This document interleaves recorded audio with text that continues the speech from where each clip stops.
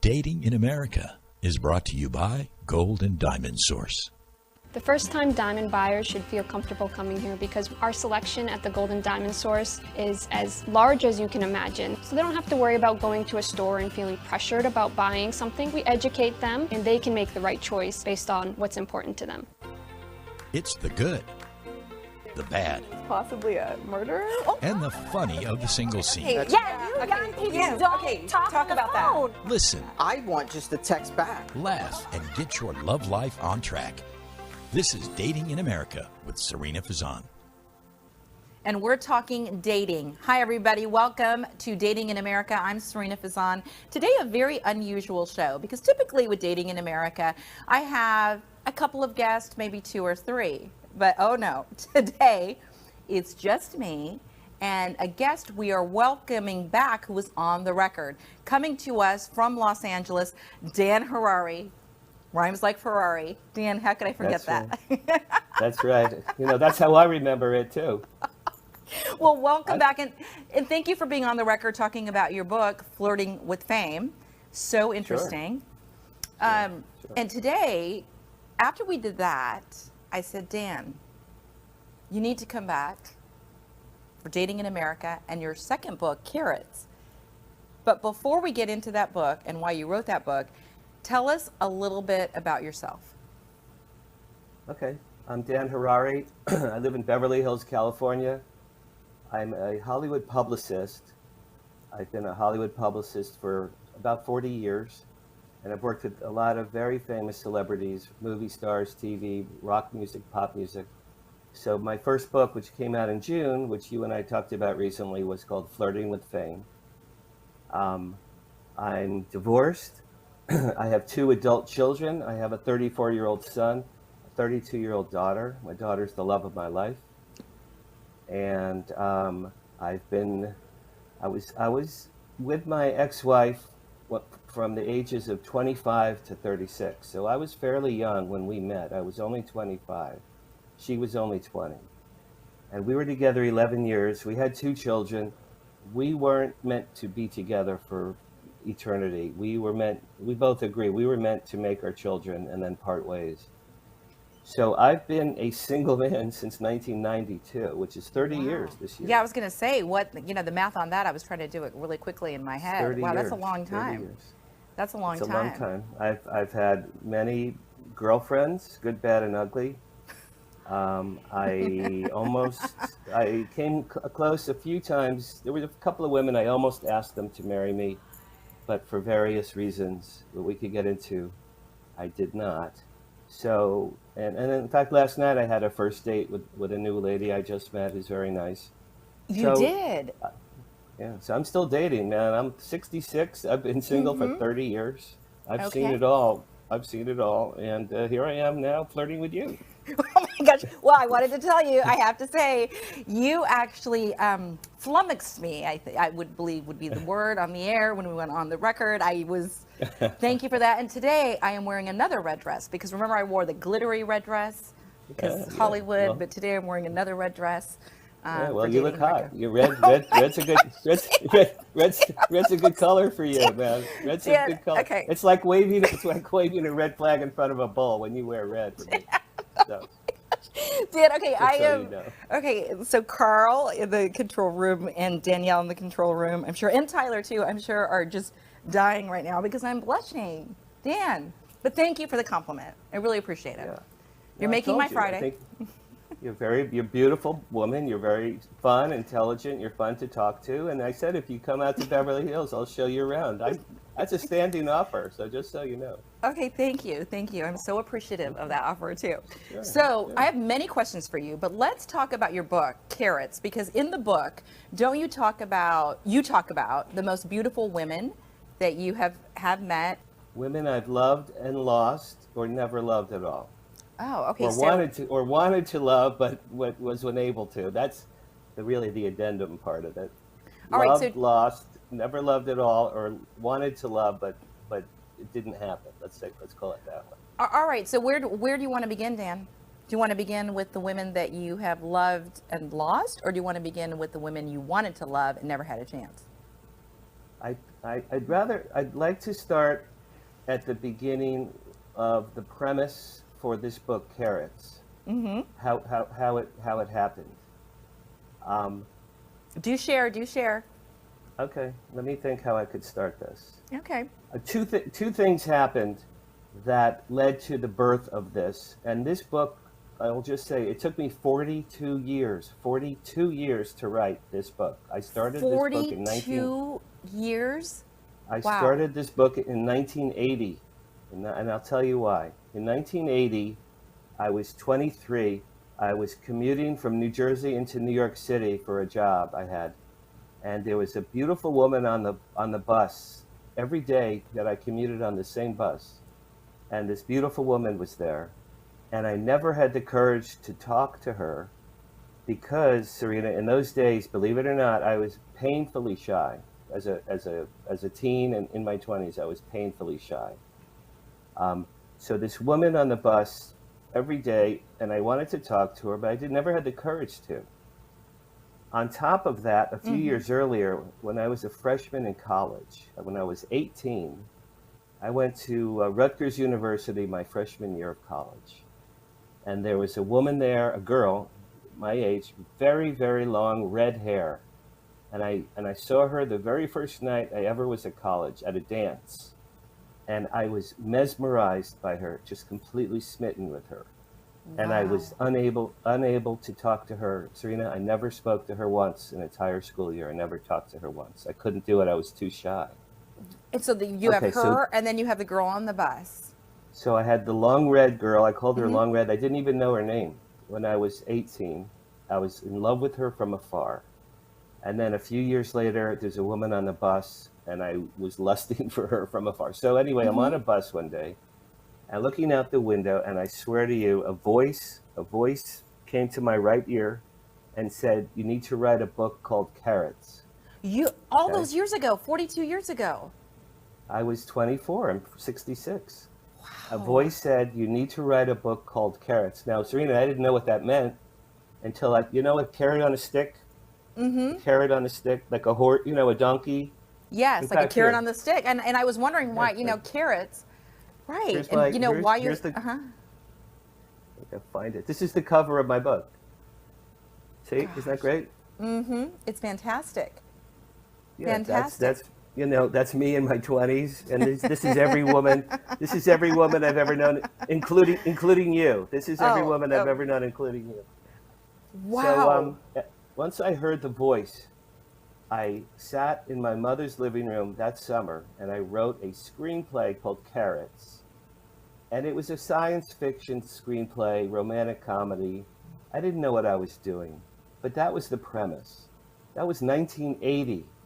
Over the years, had it in a drawer for 42 years. I kept playing with it and changing it and playing and changing and playing and changing. And then when I realized I should change it from a screenplay, which had been a screenplay for 40 years, into a book, that's when the magic happened. Because then I'm like, well, I can write a book about all the women I've pursued, women I've been with, women who've broken my heart, women I've dumped for various reasons.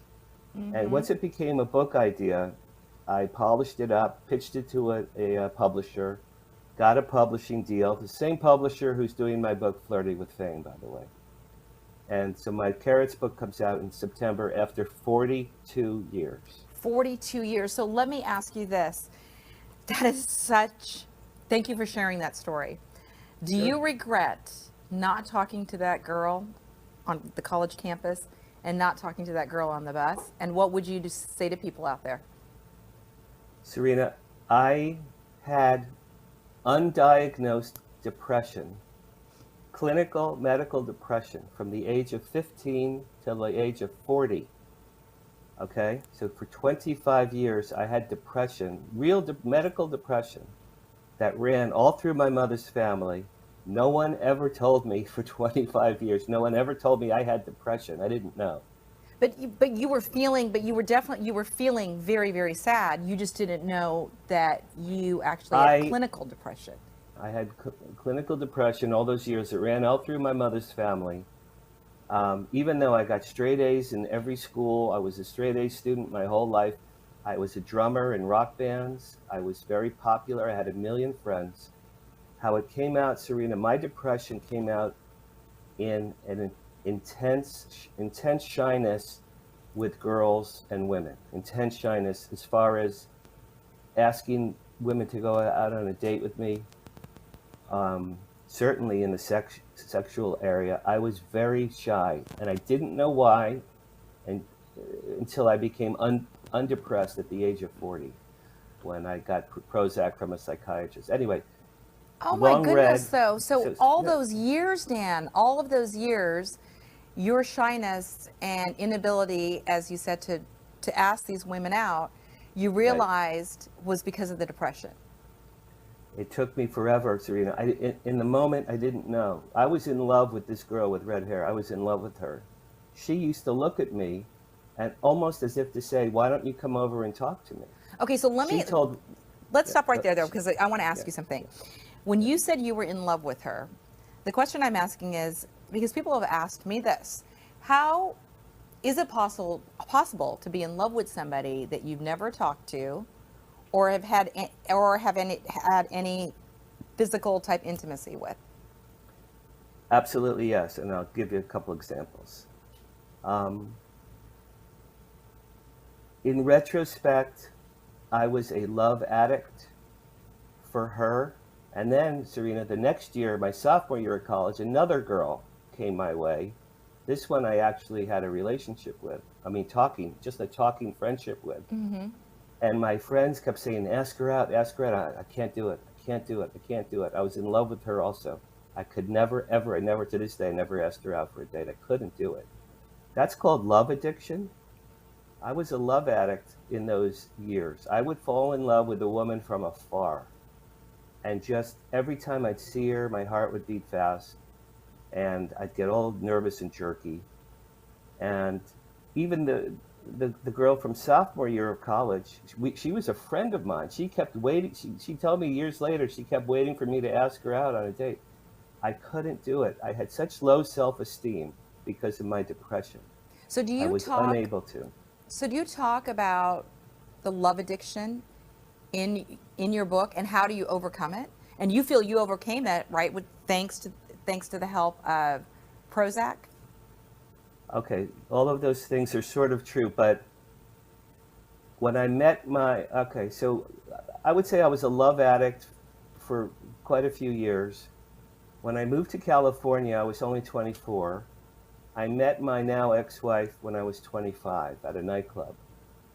Now, here's what I discovered, Sarina. In my mid-20s, I discovered if I drink a lot of vodka, suddenly I'm, Hugh Hefner. Suddenly I'm overcoming the depression.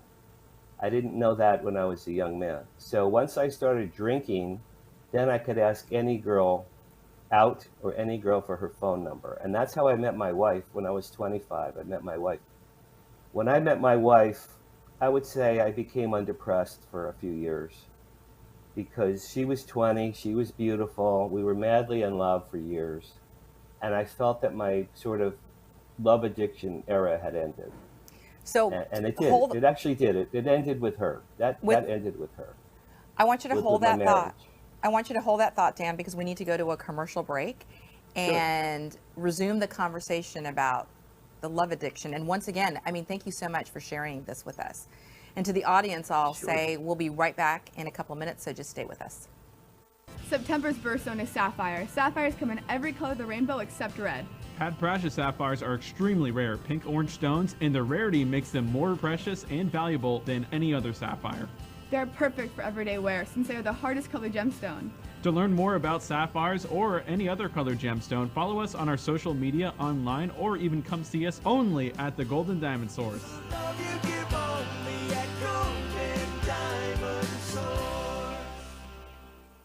Thinking about getting engaged, planning to upgrade your wedding ring, or finally getting that Rolex? The Golden Diamond Source can help you in many ways. You can start a layaway plan for only 10% down and 6 monthly payments. Take advantage of our 3 to 5 year interest-free financing. Or you can trade in your old broken jewelry and use it towards a new purchase. Come to the Golden Diamond Source and find that perfect gift for the ones that you love.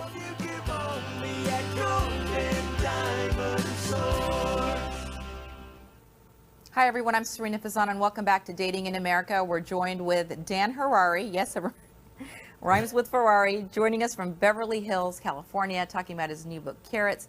And before we went to the break, we were talking about your openness, Dan, and sharing about your love addiction, and even saying alcohol gave you the bravery to ask out your wife and other women. Alcohol was the missing link. Okay, so here's what my clinical depression was. It was a lack of serotonin. My body did not produce enough serotonin in my brain. Okay, did I know that when I was 18 to 25? I had no idea. All I knew was that I had very low self-esteem. I was painfully shy with girls, painfully shy. Even though I was fairly decent looking, I'm fairly talented, I'm fairly successful. It was a self-fulfilling prophecy of me not succeeding with women because I had such bad self-esteem, Sarina. So anyway, once I discovered several drinks at a nightclub, and you dance and you drink and you dance, then I became Jerry Lewis. Suddenly I'm outgoing, I'm making jokes.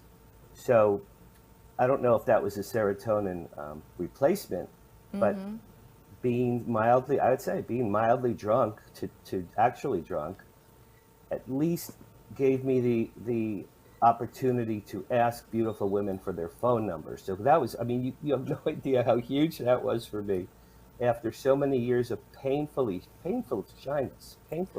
Well, they say though that alcohol, of course, is though also a depressant. So you can be happy in that short period of time.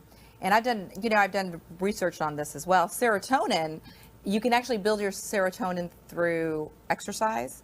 And there's been studies that say that you can get just as much serotonin by exercising, running, doing elliptical or whatever, even more than Prozac. So I just want to mention that because for the young girls and young men that are watching, we don't want to push them towards alcohol, do we, Dan? No, of course not. Of course not. Now, I was not exercising in those young days. Or old, by the way. It doesn't matter how old you are, but yeah. Okay. So I had no means to create serotonin. Serotonin was lacking in my body, but alcohol, and I'm not an alcoholic, but in those days when I finally had the courage to ask my wife for her phone number, it took I think 3 or 4 drinks that night. So once I met my wife, and we were together 11 years, we made 2 children. The crippling shyness with women passed. It went away. Now, if you want to talk about after my divorce, yes, because Sarina, that's big. That's the big chunk. Yes, I want to. So you said at the very beginning of the show, you were married to your wife for 11 years. You both knew that you were not meant to be together, but meant to create your amazing children. And children are amazing. So all these years though, Dan, all of these years, why have you still been single? You said you were close to getting married. Have you lived with anybody? I did. All right, so I was with my ex-wife from 1982 till 1992. When I got divorced, she actually, all right, so she's a very lovely woman. We fell out of love. We stopped sleeping together. The last 2 years we were together, we had not had sex. Can we talk about sex? Yeah, and so let me ask you that question. Do you feel, and usually I get really embarrassed about it, and I don't talk about that kind of stuff, but I'm going to talk about this kind of stuff. So you said for the last 2 years there was no physical intimacy. Do you feel from a man's perspective, once that physical intimacy leaves the relationship, the man also checks out? How important is it? Well, in my case, it's very unfortunate because my ex-wife had developed numerous medical problems. She had Epstein-Barr syndrome, severe case for many years. Bless her heart. And then she had major back surgery. She was in a hospital for like 5 months. And I'm raising a 4-year-old boy and a 2-year-old girl by myself. She's in the hospital. Her grandmother, who was my kid's great-grandmother, was living with me, helping me. So it was nothing that she did purposely. She had very, very bad medical health for years. And that plus no sex. Once my kids were 2 and 4, she said to me, Dan, we're not in love anymore. We need to go our separate ways. She said to me, Dan, you need to sleep with more women. You've only been with a few women before you met me. Wow. And so Sarina, she said that to you. She said it. She did. I started to cry tears of joy. And I said, Kim, thank you for giving me my life back. Thank you. Because I would have suffered for this in silence. My parents got divorced and I saw how ugly that was. Mm-hmm. And I had never planned to get divorced. When Kim said, go our separate ways, the kids will be fine, you can see them whenever you want, you need to be with more women, I cried tears of joy. And I said, thank you, Kim. Kim sounds absolutely amazing. She gave me a freedom. So now I'm 36. Still very young. I had only been with a few women before my wife. And Sarina, here's what happened. From 36 to 56, I became a sex addict. I was a sex addict. Didn't really know it. I didn't know it until I found a therapist who told me I didn't know that. She goes, how could you possibly not know? What it was sex is a great means of what? Serotonin, right?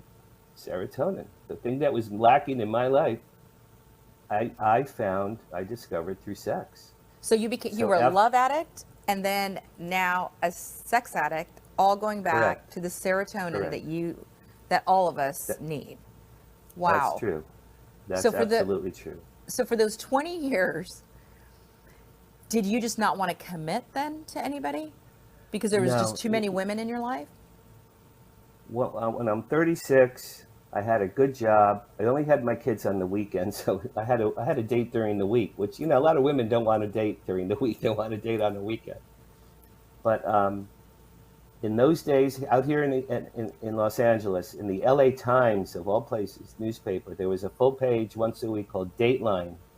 And you could put free, this is before the internet, this is 1992. You could put a free ad in the LA Times newspaper. So I put single white man, 36, funny, goofy, romantic, seeking attractive woman for new adventures, something like that. And Sarina, I love it. It was called Dateline. I love it. Dateline. Just like the show, but this was about dating. Okay, love it. All right, okay. And so I put that ad in maybe a few months after my divorce. I sat in my living room and cried, looked at old pictures and poems and things, love songs we had written each other. So I cried, I'd say, for a couple months. When I was ready to date, I did one dopey ad. It was a free ad, too. It was free. And I got probably 100 responses, Sarina, from women all over California from my dopey ad. So I dated from that ad for years. Now, were the dates all good? No. Most of them were horrible. If you read my book, I have a chapter called Really Bad Dates. It's a whole section in my book. And it's women who on the phone, they'd say, oh, I'm a beautiful redhead. I'm sensuous. I'm sexy. I love romance. And then you meet them in person. They're 350 pounds. They eat the food on their plate, and then they eat the food on my plate. Oh my gosh! I've had bad dates that would be remarkable in a comedy movie. I mean, they'd be unbelievable in a comedy. No one would believe they were really happened. That's a whole chapter called Really Bad Dates. Okay, so I guess times have changed a little bit, right? Like with the electronic version, because we want to do a whole thing on dating apps and filters, etc. But you experienced that, Dan, through the newspaper. You said, but you had to have some good dates. When I became newly single in 1992, right? 1992, yeah, it was the newspaper. Over the years, just to summarize, I guess, for the 20 years, I had numerous girlfriends. Some I met through that ad. Most of the women I've enjoyed, Sarina, were from real life, from a party, from mutual friends, from an event I might be working on as a publicist. The women that I most connected with in my life, all of them I met organically. So I was going to say that. So organic dating or meeting somebody. Okay, very interesting, because we've had, I've had a coach on the show. I've had several people talking about this very subject, but organic meeting has been the best for you. Because when you meet someone in real life, now it could be a nightclub, it could be a dance, it could be a work thing, it could be in a supermarket. The women I've met in real life, there's an instant chemistry thing happening, instant. And, I felt it instantly. And the women that I dated, and I lived with a woman for a while, but we both felt it, instantly.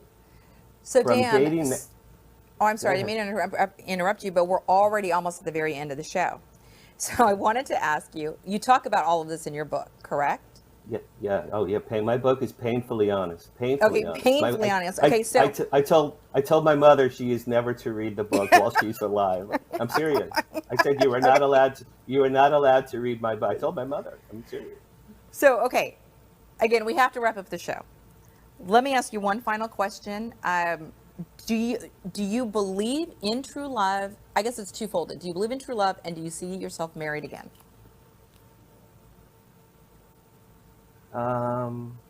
I don't see myself getting remarried. I came close. I had some girlfriends that I was in love with after my divorce. One woman I was dating for a year. We were extremely close, and we were madly in love, but she did not get along with my son, and she did not want to be anyone's stepmother. So the fact that I had 2 children, that killed it. I said, sorry. I'm sorry I have children before I met you. Please forgive me. So there's no reason. I don't need more children. I'm 66. I don't need to be remarried. I don't see that. Well, true love. True love. I don't know that I've been that fortunate. I don't know.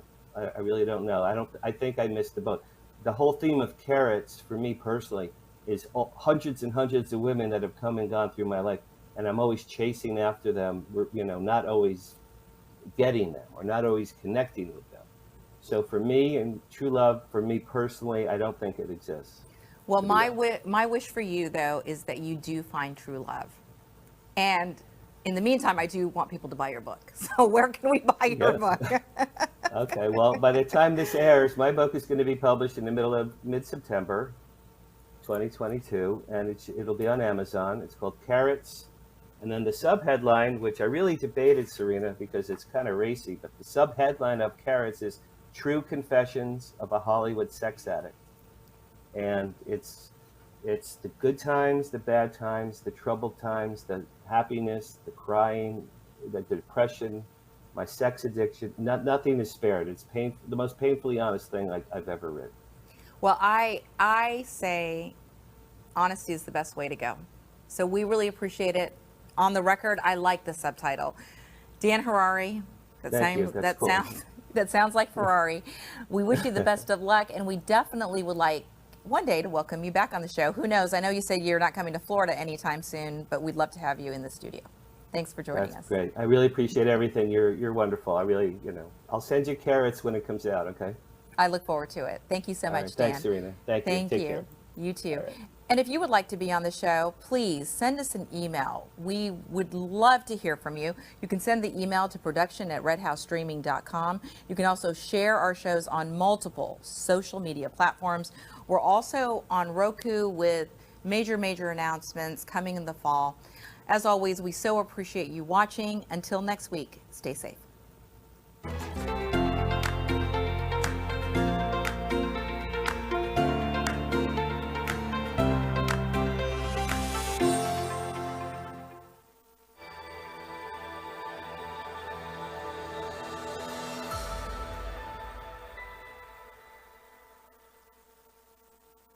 September's birthstone is sapphire. They come in every color of the rainbow except red. Pad Precious sapphires are extremely rare pink-orange stones, which make them more precious and valuable. To learn more about colored gemstones, follow us on social media or come see us only at the Golden Diamond Source.